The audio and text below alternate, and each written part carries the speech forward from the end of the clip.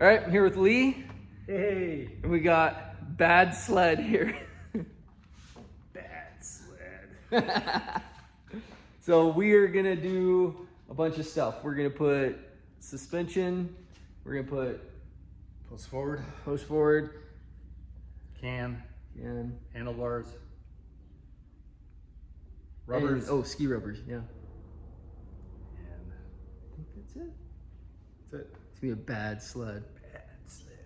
So we'll get to it. We'll show you what we've done here. Okay, so we have the hood off, which is pretty easy. So now we're gonna take the pipe out.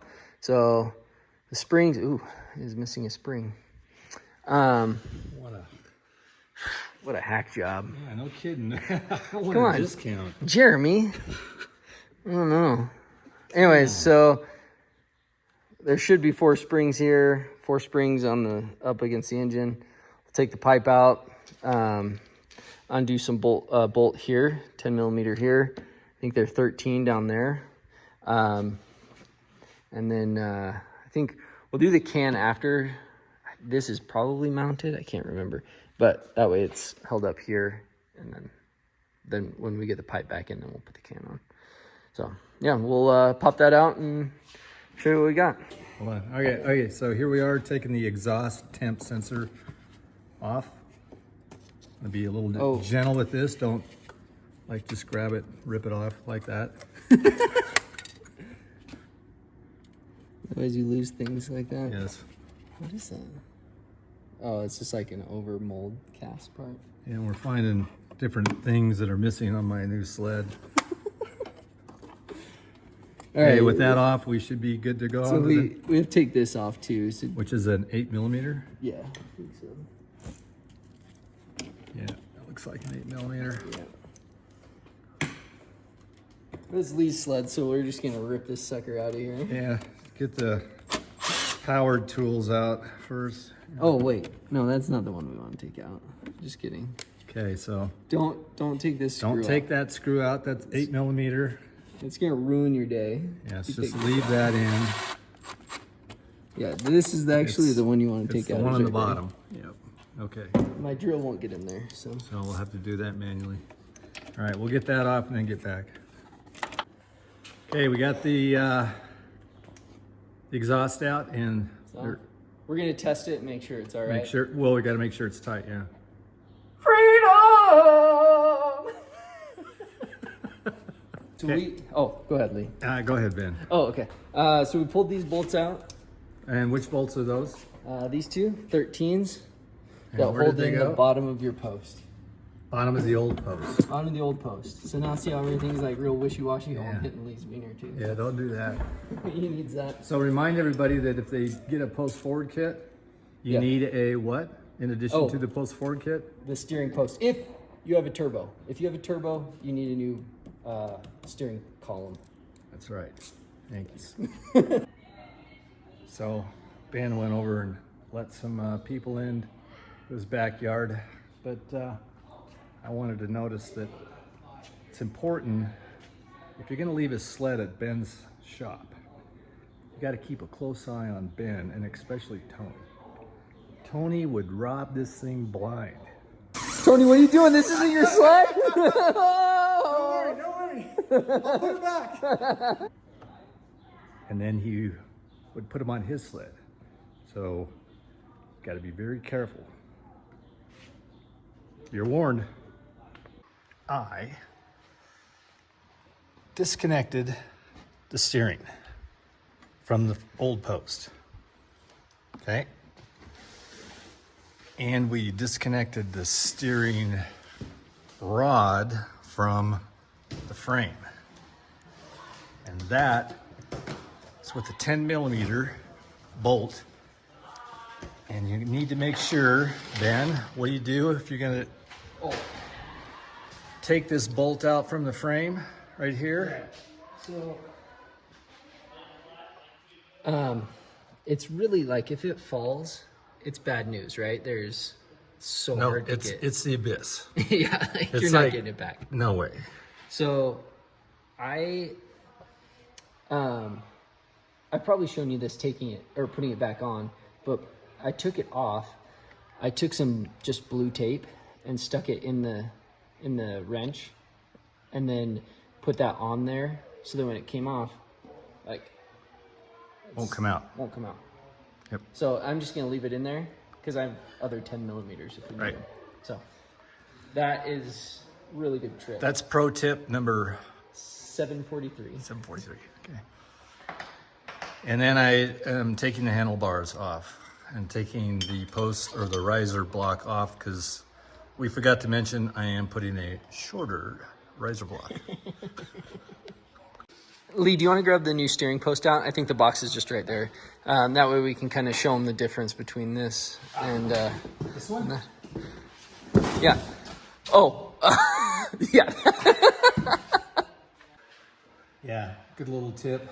Pro tip 1067.32 is after you loosen the bolts for the riser bar, just tilt it down a little bit. And then Use electric. Don't be a goofball and try to ratchet that underneath there with a handheld device like I was doing. because Lee is the most green person I've ever met, so he's always about electric. Yes. We got the old Old, steering column out. new. So you see this one's kind of spaghetti. This one's straight. Straight. Cooked spaghetti, uncooked spaghetti. Ah, yes. But you know what? I'm not like a hoarder. How many of those do we have up there? There's a few there. Let's see, we got, 4 or 5. yeah, you could probably sell some of those on eBay, right?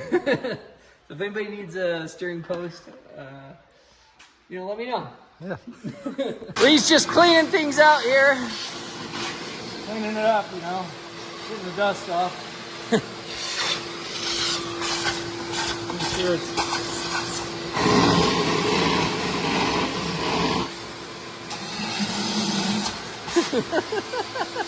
Have the bracket for the post forward.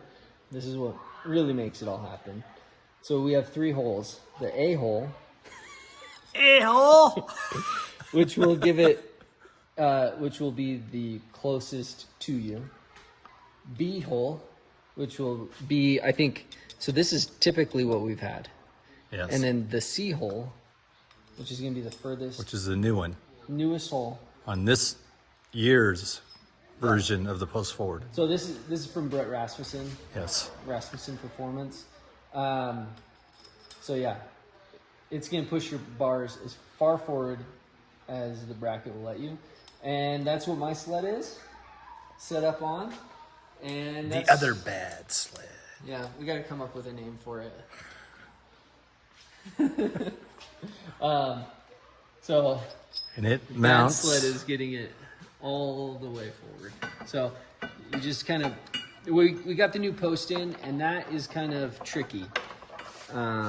That's why we didn't show you the video. It is really embarrassing. Yes. So, oops, I totally missed it. Probably because I'm doing it from like the weirdest angle I've ever done this before. Yeah. So, okay. So,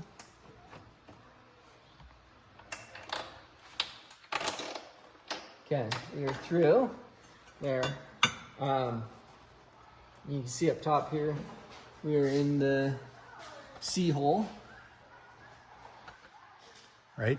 And There. so we'll get the 10 millimeter. This was a tricky part. Getting that thing down in. To get this bent part of the new post past all of this and threaded through all of that. So, yeah, and actually now I'm looking, no, that's enough room. Okay. Yeah. Okay, so remember we have our nut locked in here. Yep. So we're going to carefully put it on, and then I'm just gonna finger tight, start it just with finger.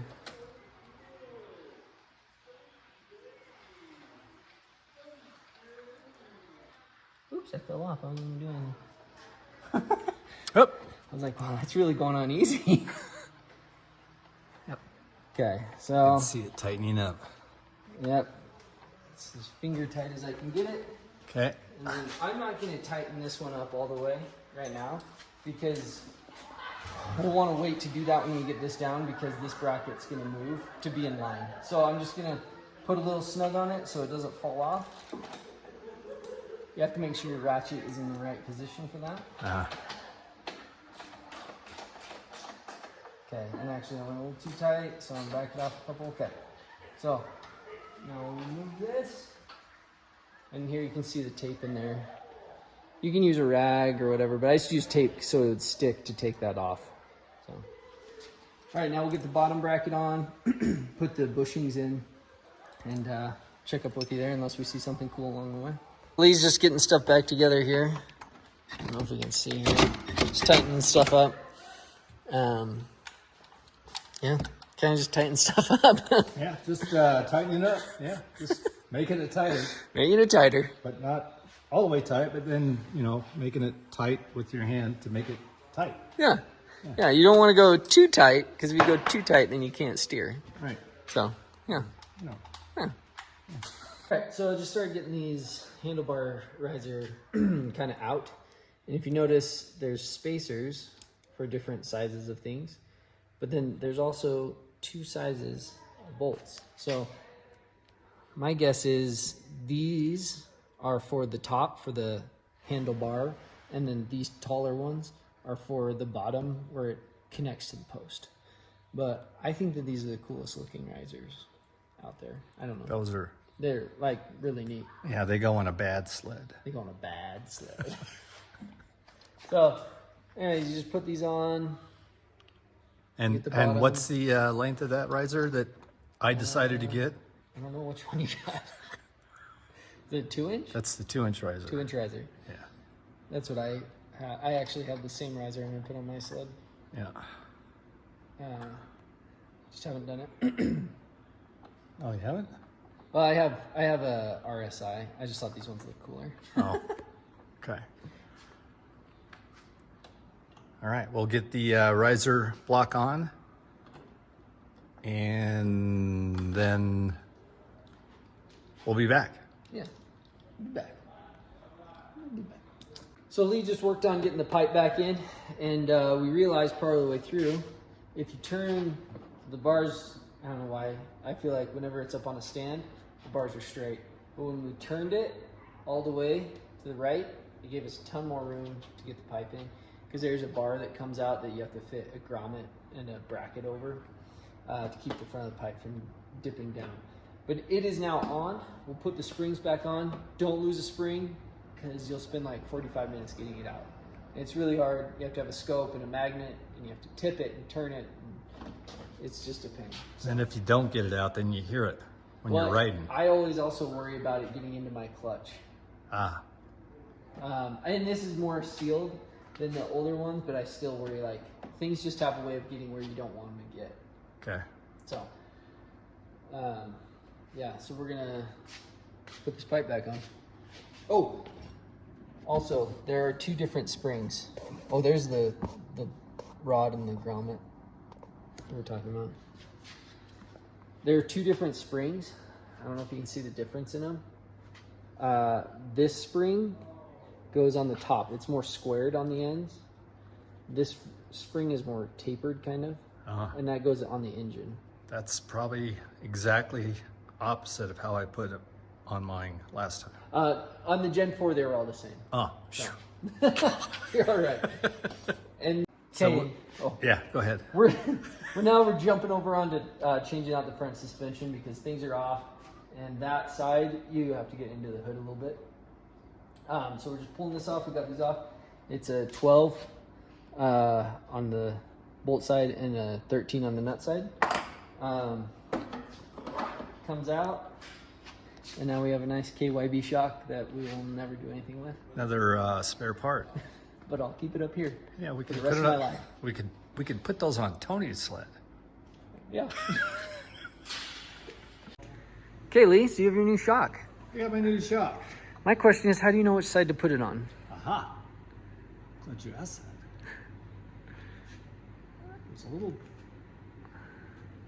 word on the back of the shock. Oh my goodness. It says left. Left. Yeah. Now, so that means, is it left if I'm looking at the sled or if I'm riding the sled? Riding it, I think. Yeah, I would too. I mean, yeah. So that's how you know. Make sure you get it on the right side. Which Yeah, in well, this case, the left. the left side.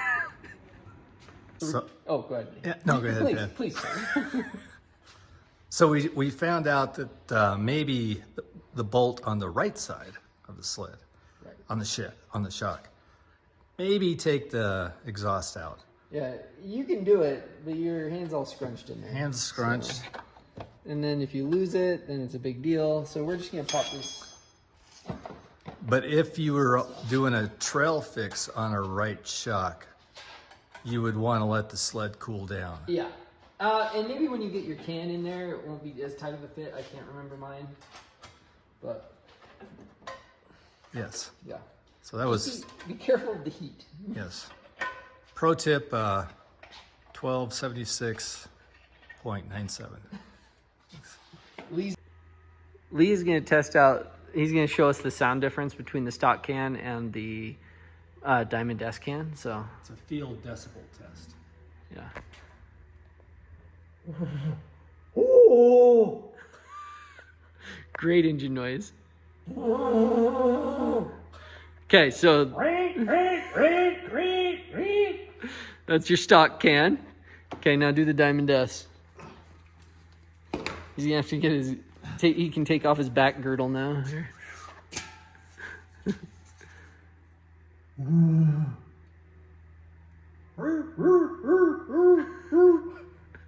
About the same. Yeah, yeah. So you're not gonna have a louder sled. The difference is right here. Hold on. Don't hurt your back. Because I'm telling you, that is a 30-pound curl right there. Okay, so just make sure to tighten all your bolts. And the can's in. So, it's good. I even have a little muff cooker Do you? to put on there. Yeah. Nice.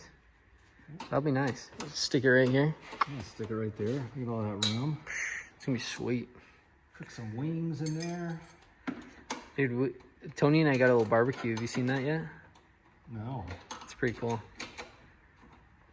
All right, so Lee is doing the trimming part of the post forward kit.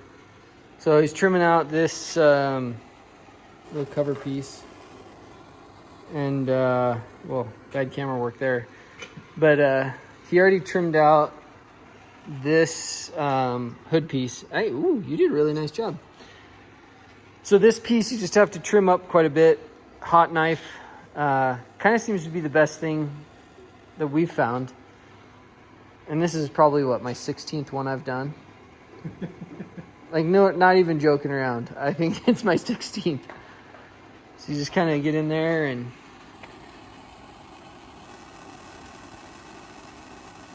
I think you have to go further past that.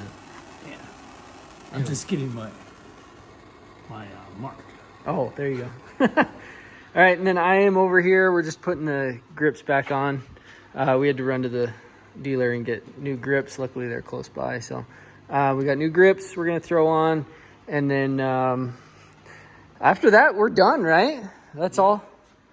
Rubbers, but I can put the rubbers on later. Oh, the rubbers. Yeah, those are fast. We'll throw those on. So we're going to get this done, and we'll catch back up with you in a minute.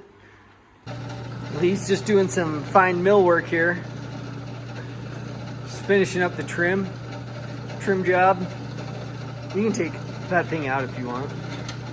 Just unscrews from the bottom. So what are you doing, Ben? You're taking the exhaust back out. Well, to the long-time watcher, they'll know. I'm not immune from making mistakes. May not have been you that made the mistake. The chances of it being me is pretty high. But something's catching when the... Something is...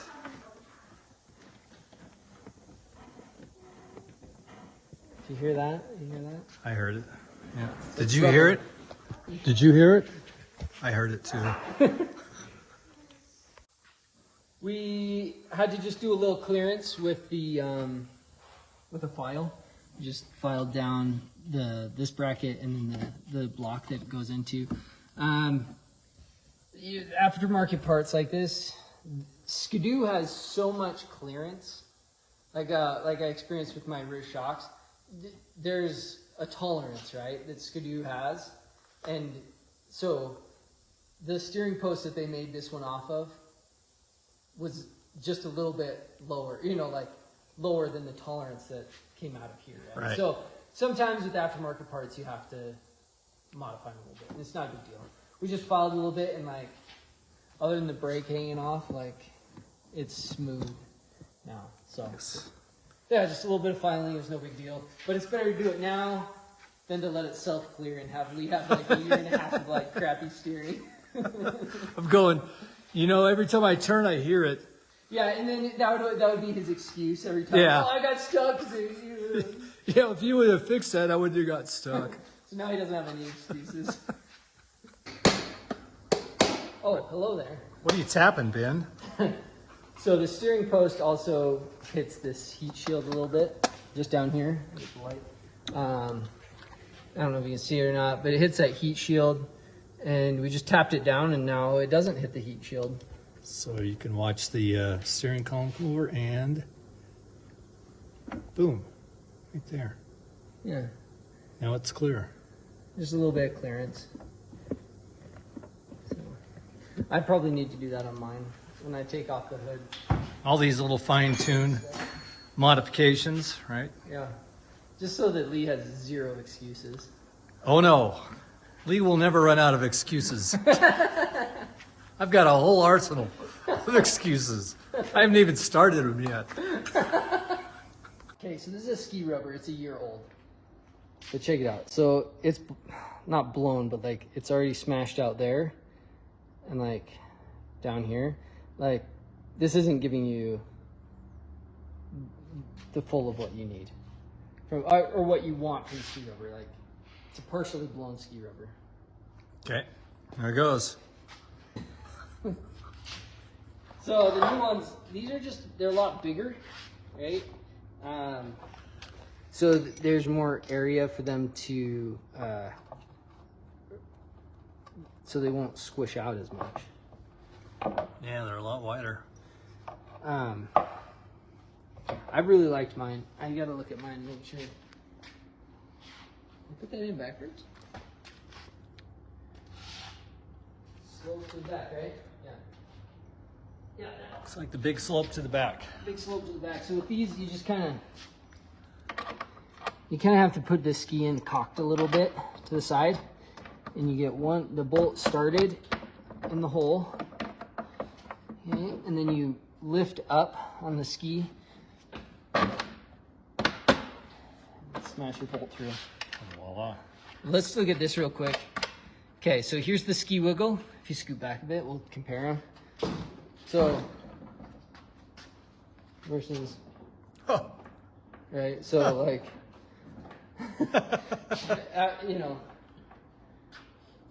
you have a lot more control, right? Snowmobiling is all about having control of what your surroundings.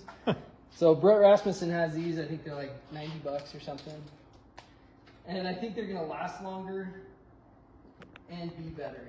So, win, win, win.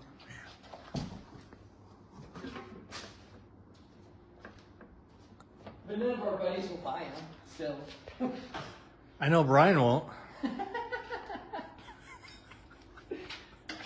Okay, so Lee's build is done for now. I don't know, we might find things to do in the future, but what we did today. Shocks. Front shocks, amazing.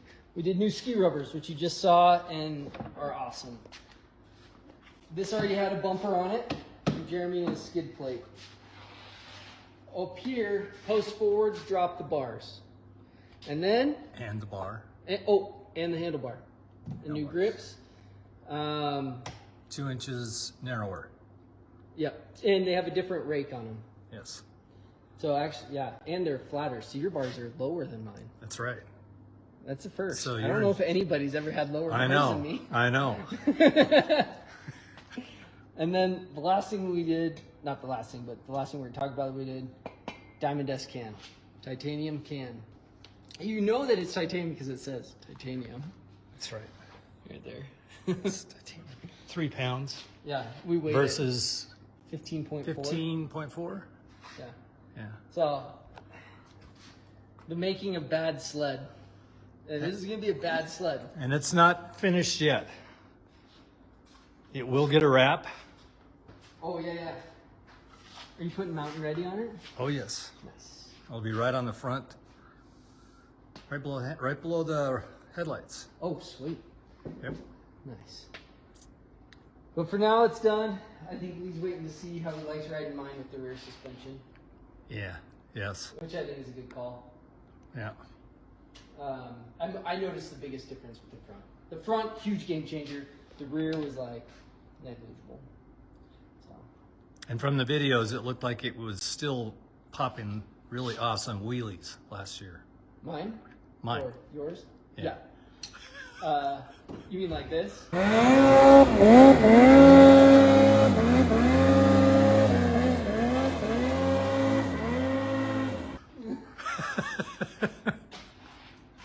So, last thing we're going to do that I always forget to do is just tighten this up, and I'm really proud of myself that I remembered. Thank you. So we'll get it down and, yeah. Last step, or first step, any sled you get, new, old, used, whatever it is, you always want to adjust your bars and your, what are these called? Thingies on your bars. It's called your brake lever and your reservoir. Oh, right. Your handlebar accessories. Handlebar accessories. Because you might say like, oh, my dealer set it up. The dealer setup might be like a 15-year-old kid that's never ridden a sled before. Exactly. And he's not you. He doesn't have your hand's height. He doesn't have... So you want to make sure that your brake isn't like to the sky. If you remember, like, everybody has a very specific place they want their throttle. So you just want to like adjust it so that it's comfortable. Because I've ridden sleds in the past that they were set up for somebody else because it was their sled, but it was so hard to ride and you got so much arm pump. And like, it was just, yeah. So you just want to make sure it was bad. You just want to make sure it's set up for you, you know. First off, those brakes. Notice I pushed that down just a little bit. Yeah. So that feels very natural to me right there now. Because my hand can just lay on the grip. Doesn't have to be wrapped around the brake lever, but it's always there just for 1 or 2 fingers. So and one thing you want to remember with this too is you can adjust this brake lever in and out. Aha. So that's new to me because that's not like my old ones. Yeah, so like you come in, you can go out. Like mine, that's all the way out now. So mine, I like having mine out, so just this part of my finger is on it, right? So it's just this twister right there. You can twist it in, suck it in, or out. It's out all the way. Yeah. So then Lee's got, he didn't wet himself. That's oil stain. That's oil. This is grease. So, you know, if Tony rides your sled, he'll talk about how he can't do a thumb throttle, but yeah, that's okay. So I like my throttle typically kind of parallel as far as where the lever is relationship to the bar. Yeah. Kind of almost the same. Some people like it up higher like that. I don't. The only reason I've changed mine up a little bit, I think, is because with the narrower bars, when I was full pin, it was catching the fingers of my holding on hand of my glove. And I couldn't get full throttle without pulling my fingers out. Mm. But I'm with Lee. I like mine down. Well, and if it's up a little bit, if you do get bumped forward like this, you can actually hit your gas That's true. with your hand, and then you are rocketing into something you don't want to hit. Yes, Where that if is it's true. down, it's harder to do that, but if it's up, it's easy to hit it. Great point. So I'm gonna go probably right And then there. this is all stuff that you can do on the trail too, Yeah. if you have the right. Actually, everything but the brake lever. I think the throttle can be done with the. Let me let you do that. With the toolkit in your side panel. If you have the Skidoo toolkit, it has the socket for those, that 8mm in there for that. So, yeah. Anyways, we'll get this set up and ready to go. The startup. Cross your fingers.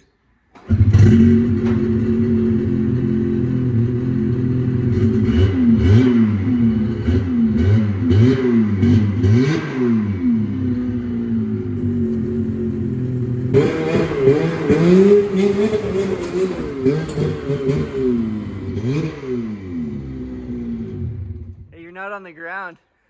No kidding. Here goes Lee. Yeah, he's got to tow hay back to his house, so he's gotta put that up on the tailgate.